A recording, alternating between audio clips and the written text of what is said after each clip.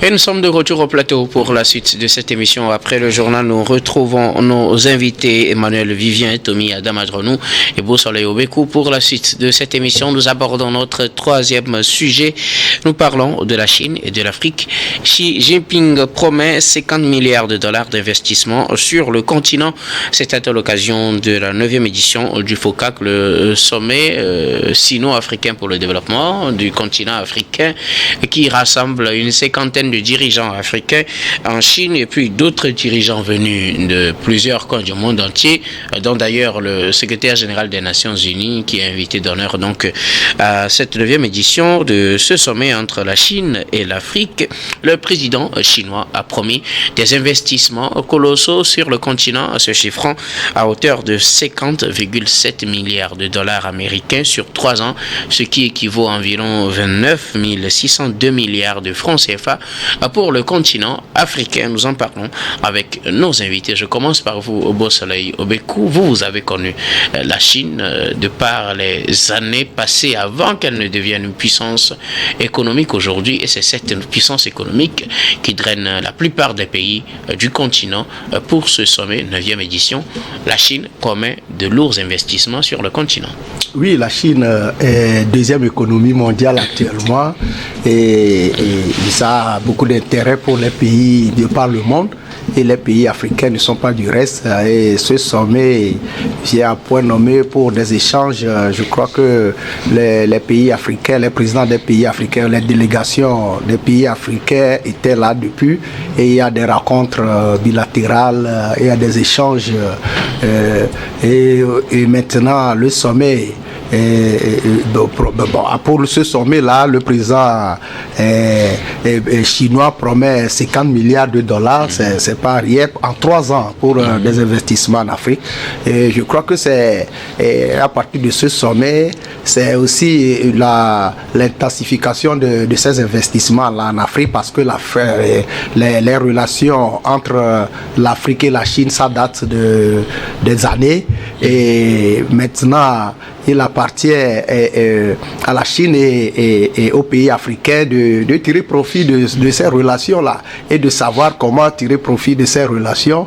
Parce que quand on parle des investissements chinois en Afrique, c'est des réalisations, la construction des infrastructures et aussi sur le plan économique et notamment sur le plan commercial, il y a des échanges, mais quand vous prenez ces échanges-là, les pays africains, ces échanges sont déficitaires par rapport au niveau des pays africains. Donc, ça n'arrange pas trop ces pays africains-là au niveau commercial. Au même moment, quand vous prenez les échanges, par exemple, entre les pays africains et l'Union européenne, ces échanges sont quand même à peu près équilibrés, pour ne pas dire même excédentaires. Mais maintenant il y a des échanges déficitaires au niveau des relations avec la Chine, il appartient aux pays africains de pouvoir savoir faire, surtout sur le plan des exportations, pour que nos produits, la Chine aussi importe nos produits africains, surtout les produits déjà transformés, parce que actuellement nous sommes encore à l'étape des échanges. Les Africains fournissent des produits, je dirais, des matières premières à la Chine, et c'est la Chine qui nous envoie des produits transformés, des produits manufacturés, et aussi de ces échanges-là ne sont pas encore favorables pour l'Afrique. Mais sur le plan investissement, l'Afrique tire profit des investissements de la Chine. Et au niveau diplomatique aussi, on a de bonnes relations entre la Chine et les pays africains. Et je crois que beaucoup d'échanges à l'occasion de ce sommet sont faits. Et tout le monde, tous les pays sont allés pour faire en sorte que ces échanges soient intensifiés dans l'intérêt de ces deux entités, la Chine et l'Afrique. D'une manière, la Chine s'impose à nouveau sur le continent en tant que premier partenaire économique avec ses investissements annoncés. Oui, bien sûr, et elle doit s'imposer parce que elle aussi elle a beaucoup d'intérêt en Afrique, et nous, dans le monde, sur le plan géopolitique, nous savons que avant les pays africains étaient plus tournés vers l'Europe, l'Occident, mais maintenant ils diversifient leurs relations, et ce n'est que tout le monde doit être guidé par les intérêts, et bon, les pays africains comprennent maintenant que il faut vraiment, dans les relations diplomatiques même, il faut être guidé par les intérêts, et la Chine offre quand même des facilités entre guillemets pour les pays africains sur le plan des investissements, quitte à bien gérer ces relations-là pour que ça soit vraiment profitable pour nos pays africains. Adam Adronou, une cinquantaine de dirigeants du continent sont actuellement en Chine à l'occasion de la 9e édition du FOCAC, un sommet qui rassemble la Chine et les pays africains pour parler de développement, d'investissement. Et pour justement parler d'investissement, le président chinois promet un investissement à hauteur de 50,7 milliards de dollars américains sur le continent dans les 3 prochaines années. Oui, vous savez, lorsqu'on parle des dirigeants africains qui se drainent dans un pays tierce, en tout cas pour la plupart du temps, je n'ai pas vu en tout cas ces rhétoriques-là qui consistent à dire qu'un seul pays invite tout un continent, ce qui concerne la Chine, parce que l'on en tout cas aguerri ou averti sur les opportunités qu'offre la Chine en ce qui concerne d'abord la respectabilité de nos États, la respectabilité également des engagements pris. C'est ce qui fait que cette rhétorique-là n'a pas tellement fait jour à ce qui concerne dans ce sommet de la FOCAC, du FOCAC. Ce qu'il faut faire d'abord remarquer, c'est que la Chine, globalement, à l'ouverture de ce sommet-là, lorsque le président Xi Jinping disait qu'il va davantage approfondir ses relations économiques avec le continent africain, ça veut dire quelque part, au-delà des aspects liés à la main tendue et qui respectent en tout cas le développement de nos pays africains en tenant compte non seulement de nos réalités mais de nos prérogatives, parce que quelque part c'est de ça qu'il s'agit. Il faudrait quand même que lorsque vous avez une sorte de respectabilité entre vous, il faudrait quand même qu'on respecte d'abord vos choix. Je pense qu'en la matière, la Chine est l'un des États qui respectent les Africains dans leurs choix.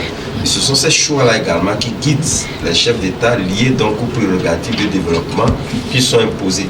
Parce que lorsqu'on dit quand même qu'il y a 50 milliards de dollars pour le continent africain pour approfondir donc ces relations, c'est justement lié au fait que chacun y met sur la table. Ce n'est pas quand même un gâteau qu'on viendra partager à part égale entre les pays, mais cela est lié à la pertinence des projets que vous avancez.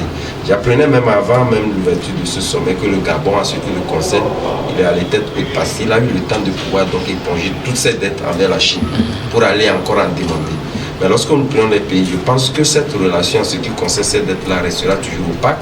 Dans d'autres pays, comme les nôtres, lorsque vous posez la question, c'est vrai qu'on sait qu'on est endetté vis-à-vis de la Chine. Mais lorsque vous fouillez réellement, est-ce que vous avez de combien s'élève donc l'endettement de la Chine?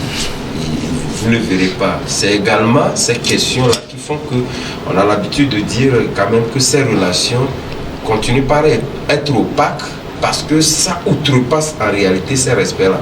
Parce que les Africains veulent comprendre, ils veulent savoir en réalité à combien se lèvent les dettes de nos États vis-à-vis de la France. Il n'y a que les États qui... De la Chine. Vis-à-vis de la Chine. Il n'y a que le chef d'État qui le connaît, ou pratiquement les ministres de l'économie, etc. Il revient à eux d'informer les pays. Ce n'est pas à la Chine d'informer quand même les concitoyens africains. De part et d'autre, parce que lorsque il y a en tout cas ces relations respectueuses entre les États, il faudrait quand même qu'on ait une liberté de pouvoir donc exposer aux yeux du monde ou pratiquement à la population ce que coûte. Puisque Il y a la continuité de l'État. Ce sont des dettes que vont payer la progéniture, etc. C'est vrai que les aspects de développement sont là. Mais au même moment, il y a une question, parce que l'écart s'est creusé en ce qui concerne, Beausoleil le disait tantôt, en ce qui concerne en réalité l'exportation. C'est vrai que la Chine, au jour d'aujourd'hui, reste le premier partenaire financier et économique du continent. Mais le déficit s'est creusé parce que quelque part, les Africains ont posé sur la table le fait qu'il faudrait aller vers l'industrialisation. Nous sommes les premiers fournisseurs des matières premières vis-à-vis de la Chine, mais au même moment, nous voulons que ces matières premières soient transformées sur le continent. On l'a dit tantôt, c'est vrai que lorsque vous prenez la Guinée avec l'avènement de Mamadou Doumbouya, il a imposé cela, mais où en est-on? Est-ce que nous avons véritablement des unités qui puissent nous permettre de transformer nos matières premières jusqu'au jour d'aujourd'hui? Il n'y en a pas. Donc il faudrait quand même qu'au-delà des aspects et des actifs qu'on pourrait donc en tout cas affecter à la Chine, il faudrait qu'en réalité, avec, en tout cas, moi je pense qu'il y a un chiffre qui a été donc dévoilé en ce qui concerne les emplois, mais lorsque vous prenez toute la Chine, sur tout le continent, moi je pense que c'est minime. Justement parce qu'on n'a pas su développer cette, en tout cas, cette ligne de soie liée à la promotion de la construction des entreprises allant vers la transformation de nos matières premières pour permettre à ce qu'on puisse augmenter l'effectif en ce qui concerne l'employabilité. Parce que si nos États ont des problèmes aujourd'hui, à part les routes qui sont faites d'ailleurs, même les routes, c'est vrai, les entreprises chinoises sont là, cela fait partie en tout cas des principes de négociation des marchés de la Chine. C'est eux qui importent leurs entreprises, viennent bâtir ou construire les routes chez nous. C'est vrai que ça crée quelques emplois, mais lorsque nous avons encore des unions qui développent cet aspect lié donc à l'industrialisation, on aura plus d'effectifs en ce qui concerne l'employabilité, parce que le grand problème de nos États aujourd'hui, c'est le chômage. Et donc sur cet aspect, il faudrait quand même qu'on puisse aller au-delà de ce qu'on propose et que nos États puissent, si on n'est pas à distance égale, qu'on puisse plus ou moins combler cet écart-là concernant donc les échanges commerciaux entre nos deux États.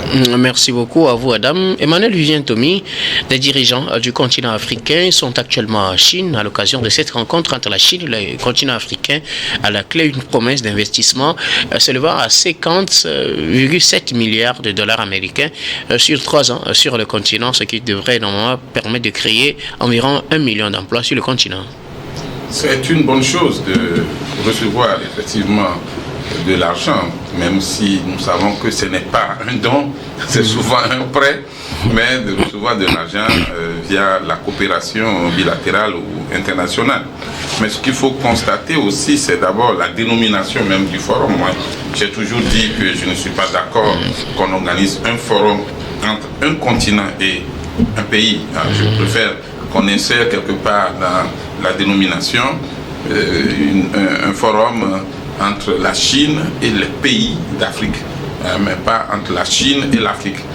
Et ça, c'est important parce que la même chose pour le forum France-Afrique, le forum même Union européenne-Afrique, non, c'est le forum Union européenne-Union africaine.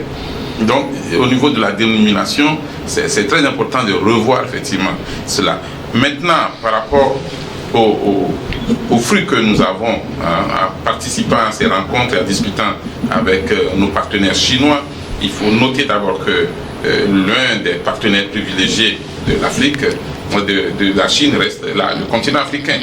Beaucoup d'investissements dans le domaine des infrastructures, du commerce, de beaucoup de secteurs de l'économie. Mais en même temps aussi, l'un des pays à qui les Africains doivent aujourd'hui, c'est la Chine. La Chine vous construit de beaux bâtiments, de belles routes, et ainsi de suite, mais en même temps, vous endettez auprès de la Chine. Et bon, aujourd'hui, on peut noter qu'il y a une petite diminution de la dette. Adam disait tout à l'heure, on ne connaît même pas la somme totale de ce qu'on doit aux Chinois.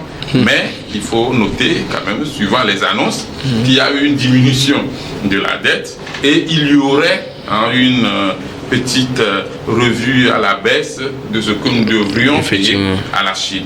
Au même moment, n'oublions pas que c'est une coopération qui est peut-être à l'avantage des Africains, mais aussi, surtout, à l'avantage de l'économie de la Chine.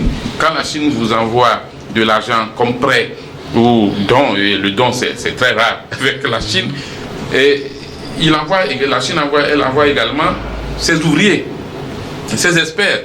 Il y a beaucoup de travaux. Vous allez voir les Africains, c'est vraiment au bas de l'échelle que ces Africains-là travaillent. Ils sont souvent des ouvriers. Oui, ce sont les ouvriers. Mais tout ce qui concerne l'architecture, l'expertise, la construction, le plan, bon, du moins, les beaux boulots, c'est les Chinois qui le font.